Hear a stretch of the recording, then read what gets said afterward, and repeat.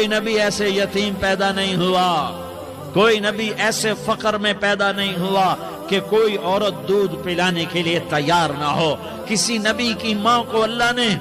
ایسے جنگل میں موت نہیں دی جیسے میرے نبی کی ماں کو اللہ نے جنگل میں اٹھایا۔ کسی نبی کی ماں کو اللہ نے اتنے بچپن میں موت نہیں دی جیسے میرے نبی کو میرے نبی کی ماں کو میرے اللہ نے صرف میرے نبی کی عمر 6 سال،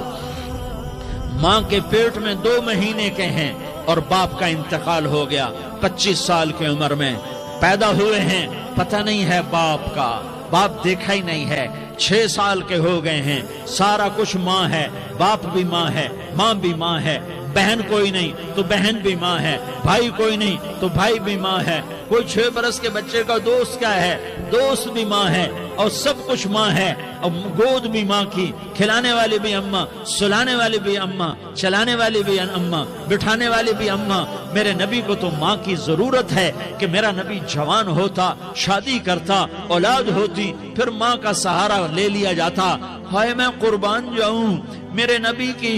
عمر 6 سال اور آپ مدینہ گئے ہیں اپنی ماں کے ساتھ، اپنے باپ کی اپنے خامند کی قبر کی زیارت کے لیے حضرت آمنہ نے سفر کیا، وہاں پہنچی، 1 مہینہ قیام کیا، واپسی شروع ہوئی۔ ابوا کے مقام پر 3 افراد، ام ایمن، میرا نبی، میرے نبی کی ماں، 3 افراد۔ سن 2000 میں ابوا گیا، ابوا کے آگے جنگل میں گیا اور حضرت آمنہ کی قبر کو ڈھونڈا۔ میں نے زندگی سفروں میں گزار دی، میری زندگی ساری سفروں میں گزری، اور سفروں میں کیفیات واردات مختلف دیکھی۔ میں بیت اللہ کے اندر 2 دفعہ داخل ہوا اور وہاں نمازیں پڑھی، نفل پڑھے، پر جو کیفیت میں نے حضرت آمنہ کی قبر پہ دیکھی میں نے بیت اللہ کے اندر بھی نہ دیکھی، کہ میں وہاں کھڑا ہوا 1400 سال پیچھے دیکھ رہا تھا، چاروں طرف جنگل تھا، چاروں طرف کالے پہاڑ تھے اور کانٹے دار جھاڑیاں تھیں، اور چھوٹے چھوٹے کیکر تھے اور سخت ان کے کانٹے تھے، بڑے بڑے پتھر تھے، نوکیلے سنگریزے تھے اور سیاہ کالے پہاڑ تھے، اور چاروں طرف سن 2000 میں انسان نام کی شے نہ تھی۔ 14 صدی پیچھے میں نے مڑ کے دیکھا کہ میرے نبی کی ماں صرف 25 سال کی عمر میں ہارٹ اٹیک نے پکڑا اور آپ گری،